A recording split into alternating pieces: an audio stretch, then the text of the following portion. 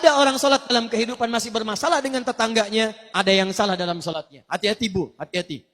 Saya tunjuk ibu karena pernah zaman Nabi, ada perempuan rajin sholat, rajin berpuasa, tapi diadukan oleh tetangganya kepada Nabi. Kata Nabi, hiya finnar. Kalau tidak tobat, dia masuk neraka.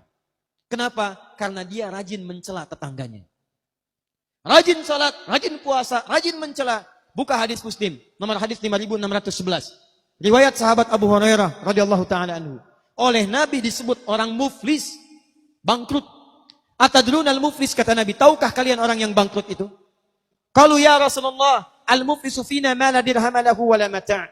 Ya Rasulullah, yang kami tahu orang bangkrut itu yang tidak punya uang sepeser pun, sudah tidak punya aset sedikit pun. Kata Nabi, bukan itu. Al-muflisu min ummati. Orang bangkrut dari umatku itu. Perhatikan bahasa Nabinya. Bukan umat Nabi Musa, bukan umat Nabi Isa, tapi kata Nabi umatku.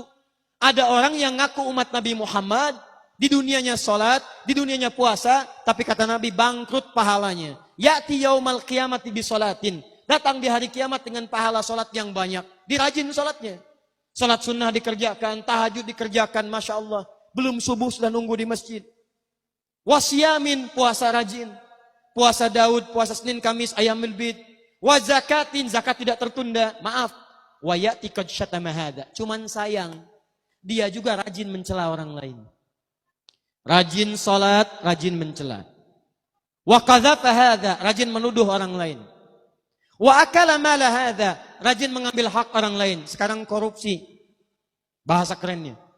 Wa daraba hadza, senang berkelahi. Wa safaka dama hadza, ada yang menumpahkan darah dengan menyebut nama Allah. Tembak orang lain, Allahu Akbar. Bom orang lain, Allahu Akbar. Tanpa dengan kaidah yang dibenarkan. Kalau ada yang seperti itu, rajin sholat, rajin mencela, lihat kalimatnya. Tu'khadhu hadza min hasanati wa hadza min hasanatihi. Diambil pahala sholatnya, dipertemukan dengan dosa celaannya. Kalau bahasa singkatnya, kalau ada orang sholat kemudian mencela, maka pahala sholatnya ditransfer kepada yang dicela itu. Bapak keluar dari sholat, atau sekarang ibu sedang pengajian. Baru selesai sholat, begitu selesai ngaji, membicarakan orang lain. Lihat tuh, dia tuh.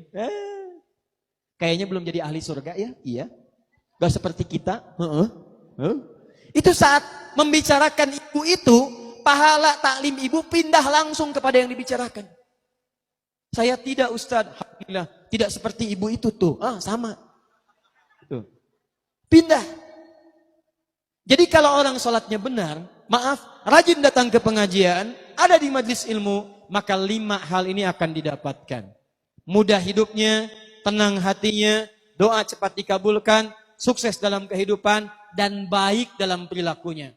Ayat spesifik tentang ini langsung diturunkan di Quran surah ke-29 ayat ke-45. Innas sholata tanha. Sumber keburukan cuma 2. Kalau tidak fahsya, itu mungkar. Fahsya, keburukan yang datang lewat syahwat. Pornografi, porno aksi, LGBT. Laki-laki jadi perempuan, perempuan jadi laki-laki. Itu fahsya. Fahsya.